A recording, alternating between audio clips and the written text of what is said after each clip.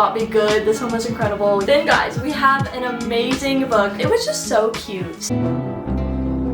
Hello, welcome back to my channel, or welcome if you're new. My name is Lauren if you haven't met me yet. Today's video is super exciting. I've been wanting to film this one for a little bit now, and I just have been filming other videos instead. But today we're going to be going over a bunch of books that you can read super quickly, whether you're like in a reading slump or wanting just a quick little book to get locked in on and maybe chip away a little bit at your Goodreads goal. These are going to be some books that are just so quick, so fun. I was like unable to put them down whenever I was reading them. I got through them in like a day or two, and I honestly feel like all of these you can read in 24 hours or less if that's kind of your goal as well. Just like a really quick fun time. And so we have a bunch of different categories here as well. We have some thrillers, we have some romances, we have some YAs, we have some mysteries, and I do have a couple of fantasy recommendations as well that you can just get through super quick. They are YAs, just FYI, because I feel like those are kind of the ones where you don't really have to lock in as much. Like, you don't have to pay so much attention to the world building. It's more easy to comprehend. So without further ado, let's get right on into today's video. We're going to start out actually with the fantasies. I have them up here on my shelf instead of in the stack, so let me grab them. The first one real quick, I don't want to get it out because it's in a box set, but that is Carbell by Stephanie Garber. Carbell is one of those books that it's just unique. You know what I mean? Like, it's a unique take on a fantasy book. It's YA. It's super duper quick. The chapters, I want to say, are like really short, and it's very like circusy carnival vibes, and it's one of those that you just fly through. It has amazing themes of like sisterhood and family, and it's not one of those where like you have to lock in so much to understand all the little world building details. Like, that's kind of the themes with all of these books here. It does have very flowery writing, so if you're one of those like me where you kind of intricately pick apart text, you might struggle to read this one quickly just because it describes scents and objects and scenes and everything with like the most detail I've quite literally read. But like, it's so magical in that way, and that's just kind of Stephanie Garber's writing style I found. So some people like it, some people don't. It's just up to you what you think. But I love our characters, I love the plot. It's a little trilogy, so all of them are kind of quick to get through. They are a little bit on the longer side, not gonna lie. Like, the page count, it's not super short, but I do think that if you like had a whole Saturday or something to yourself, that you could really easily get through that book. One more fantasy here for you guys, that is Lightlark by Alex Astor. This book right here is part of the Lightlark series. I think it's incomplete as of the moment, but this is book one. All of the books are very quickly written. Like, I feel like this is a series as well you can just fly through. The plot itself is a little bit more basic as far as like, we have this island that appears every 100 years, and these characters are having to compete in these games to kind of like defeat the curses for their island's people. And there's a little bit of a romance as well. It's a little bit of a romantasy. It's a love triangle, so not sure how you guys feel about that one, but to me the choice was obvious, and after book 3 the love triangle was still not decided, so that is a little bit too dragged on for me. But overall, the series in general, this book especially, read super quick. I was locked in from the very beginning, and it's one of those that you just can't put down and you read it super quick, so would recommend this one as well. Alright, we're gonna move on to a little bit of a different category here. If you were interested in reading any kind of thriller books, I've got a couple good recommendations for you as well. Firstly, we've got The Housemaid by Frida McFadden. Guys, if you haven't read Frida McFadden, she, I won't lie, is the only thriller author I've read. I need to kind of expand my palette a little bit, but this one, all of Frida McFadden books in general are like books that you can put away in like 6 hours or less. So let me not lie, this one was so quick, around 320-ish pages, and I was immersed the entire time. Well, let me say, I think it was part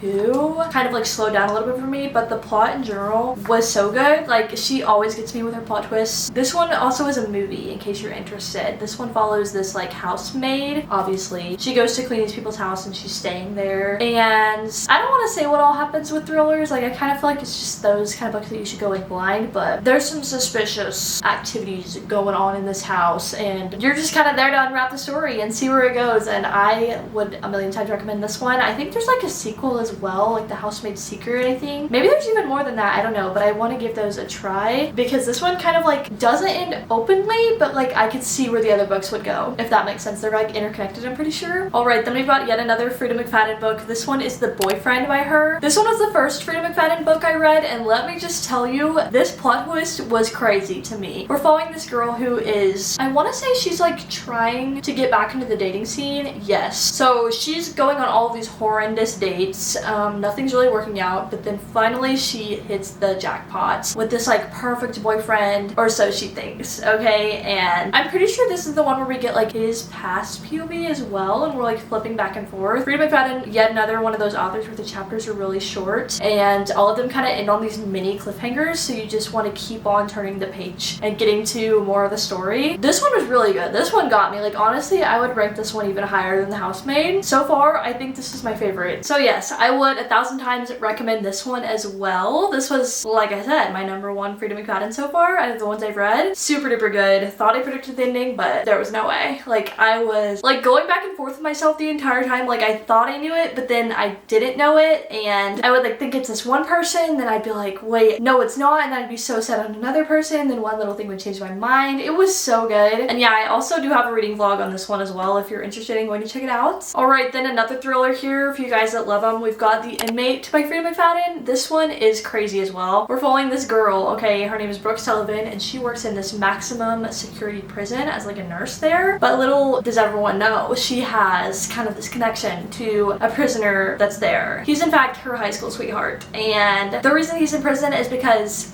she put him there. Like, hello, that's insane. But this one, literally, I could not for the life of me figure out what was going on. I thought I had it just because I thought it was following kind of the same theme as The Boyfriend. The plot was, no, I was so far off, and it got me good. This one was incredible. Yet another where the chapters are really short. Each ends on a little cliffhanger. You're just invested the entire time. And yeah, we're flipping between multiple POVs. It's just so fast paced and intense, and it got me good. I love Frida McFadden. This is just making me want to get back into reading more thrillers. I've taken a little break from it. Like, this was the last one I read, and I think I read it in 2025, so y'all recommend me some options, to be honest, for like books I can put away in a day in the thriller category particularly. Alright, next we're gonna move on to the romance category. This is gonna be like the biggest category, if we're being honest. I have a lot of romance recs. Then we've got some mysteries here at the end, and some other book recs as well. So first of all, I want to start out with this one here. This is Better Than the Movies by Lynn Painter. This is a little YA romance, and guys, this one was so cute. Like, genuinely, I was hearing so many good recommendations about this one, and I finally decided to pick it up. So glad I did. Like, the banter was so good. These little characters' relationship, they're next door neighbors, okay, and they're in high school, I believe. Maybe it's middle school. No, I think it's high school, because I don't think I would have read a middle school one, but they're enemies to lovers, okay? These people like hate each other. They have kind of a rivalry going on. They, like, one example, they each want this particular parking spot on the street. Yeah, that'd be high school, what the heck. And every single day it's like a competition of like who can get this parking spot, but like it's so much more than that, and just everything about it is so cute. And then I think there's a sequel as well. Actually, I know there's a sequel. It is nothing like the movies, and that one's them in college. I haven't read that one, but that's another one if you guys want to go give it a check out. I don't know. This one's super quick. Like, it looks longer. It's, I think, 400 pages, but like the words on the page, guys, minuscule and so spread out. Like, I put this away and I think, I don't know, 2 days, 1 day. Like, love it. So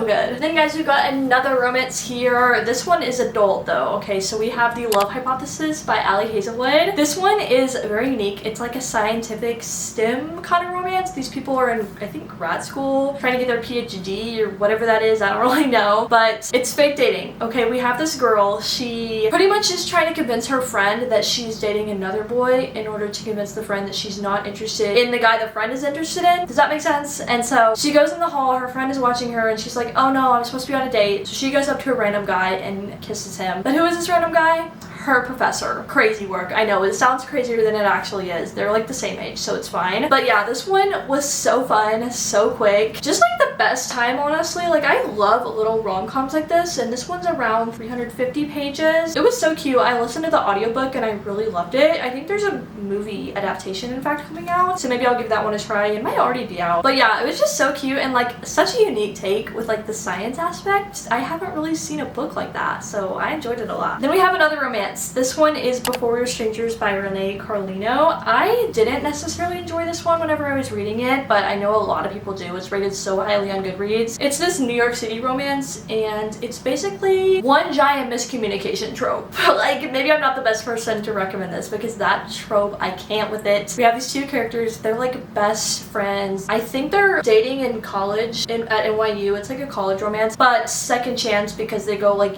years without seeing each other, without communicating, simply because they like lost contact. But I'm sorry, in this world, like you can figure out how to get contact, but that's just my own opinion. So many people love this book, and it's super duper short, so I think that it's one of those as well that you can read super quickly. It's less than 300 pages, so super fun. And literally the fact that I bought this book, like I bought it because this lady in the bookstore told me that it was like her favorite book, and I was like, well, say less, but it's not mine. Do with the information as you will. Then guys, we have an amazing book. Like, I feel like you can see these right here, and I don't want you to be able to see them. I'm just gonna stack this here. Is that even gonna work? Yeah, that kind of works a little bit. Okay, next book we've got is A 7-Year Slip by Ashley Poston. Yes, I love Ashley Poston so far. Like, this is the only one book I've read by her, but it's so unique. Okay, so this is a romance book as well. Still in that category. As I said, it's quite the large category here of book recommendations for you guys, but what can I say? I love a good little romance book. But this one is unique in that it is kind of like a magical realism story, okay? This girl, it's yet again set in New York City. She ends up living inside of this magical apartment that has been kind of passed down through the family. Her aunt lived there and passed it down to her. And throughout the time that her aunt was living there, she had been told stories about how the apartment was magical and that it like takes you through time. She kind of was like whatever with it until she experiences it herself, and she gets taken 7 years into the past where she meets this man that she falls in love with. He was living in the apartment at the time, and it's their romance, but obviously it's a little bit of an issue because there's a 7-year time gap between them. It was so good. He's like a chef, and so the descriptions of food and like New York City vibes, it was just like everything to me. I ended up giving this one a 5 stars. The themes, that was literally the thing that did it. The themes were so good, and I don't even want to say too much about what it is. Like, I went into it blindly, and I feel like that's honestly the best way to do it. The themes kind of come to you as you're reading it, and it was just so beautiful. Like, I love these characters in this story so much. It holds such a special place in my heart, and I definitely need to go and give some more Ashley Poston books a try. I know there's that music one, but I don't really know how I feel about it. Like, is that one good? I've heard so many mixed reviews, to be honest, so I don't know. Alright, so then we have Just Friends by Haley Pham. If you haven't heard of this book yet, I don't know how. This book has been everywhere on booktube. Maybe like a couple months ago was kind of its popular time whenever it first came out. If you don't know, Haley Pham, the author, is another booktuber here on YouTube, and I don't watch like all of her videos, not gonna lie. Like, I've watched a few of them. I just don't really watch her stuff. Like, I'm kind of indifferent about her, but this book was blowing up everywhere, and so I really wanted to give it a try. Her debut novel here, and that's just an incredible feat, especially after having like already a following on YouTube. To open yourself up to that potential criticism is like really brave. So this book of hers, it is a contemporary romance. It is very YA in my opinion. Like, it read very YA, not even just because of like the lack of spice, but because the characters didn't have that much depth and chemistry in my opinion. But like, overall the book was so cute. The beach setting was like top tier, so fun to read about, and it's super short and easy to just sit there and binge. It's like a very good beach read book in my opinion. Like, it doesn't require hardly any brain power at all. It's just like short, simple, and sweet, and has like a cute little message. Very basic, but like a good little time, if that makes sense. And not that I don't know, I don't really see our characters lasting in their relationship, honestly. They kind of just seem more like sibling dynamic to me in a way. There just wasn't depth to their relationship. Like, I really wanted more in that apartment, but overall, such a cute little summery time. Then we've got another YA here because I feel like YA books are just like the quickest, speediest way to get through a quick book. What am I saying? We have here The Summer of Broken Rules by K.L. Walther. This book was so sweet. I read it a couple years ago, so forgive me if I'm like a little bit off with my facts about it, but I'm pretty sure that she needs a date to like a wedding or something of the sort, and so he comes out of here and it's just very silly goofy. We literally have a game of assassin in the middle of the book. Like, it's so unserious, but just a good time once again. It just reads fast. Like, it's not necessarily short,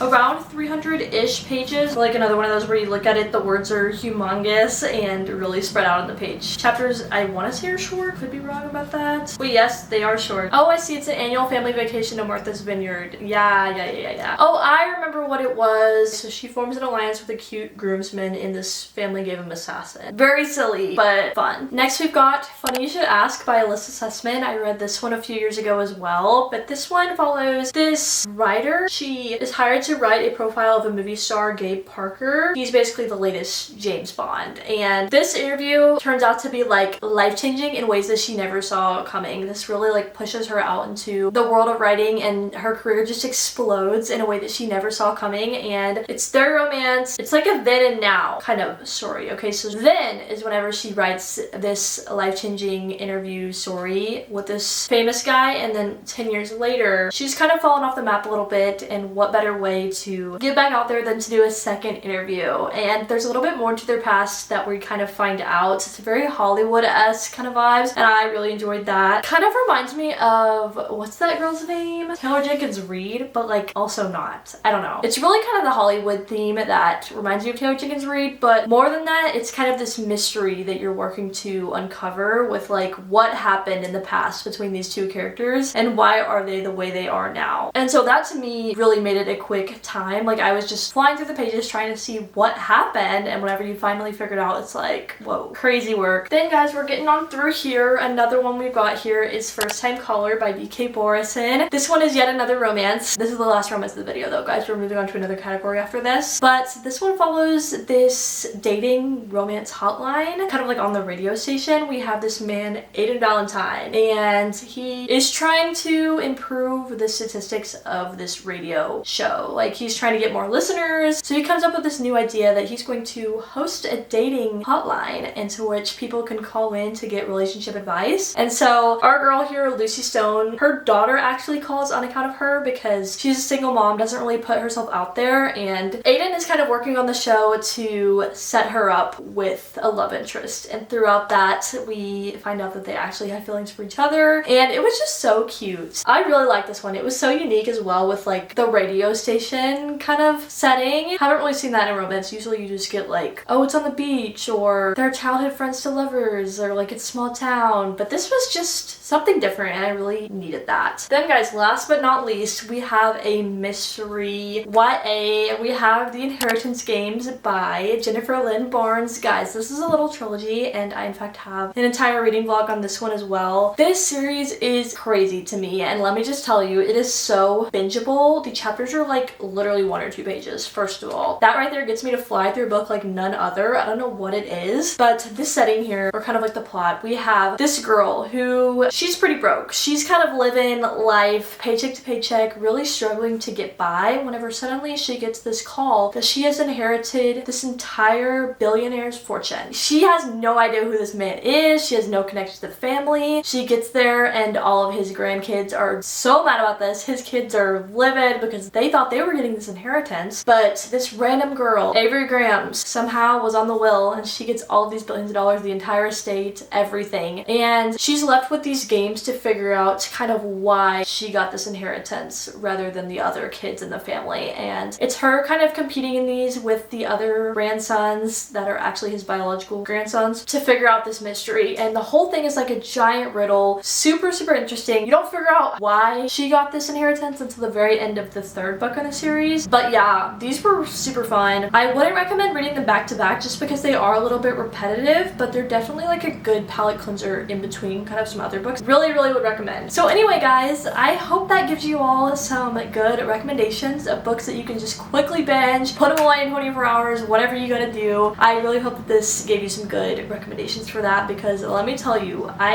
am a little bit behind on my Goodreads goal. I'm in fact a bit behind. So I am definitely needing some shorter books to get through as well. So I really hope that this helped you guys out in that regard. Sorry it's been a little bit since I posted on YouTube. My monetization was delayed because they were having trouble verifying myself. So had to give them a little bit of time to prove that it was actually me and not some random person on my AdSense account. So sorry I kind of put a little pause on the videos, but we're back posting every Saturday as usual. Yeah, thanks everybody so much for watching. I really appreciate you all for being here, and have a great day. Bye guys.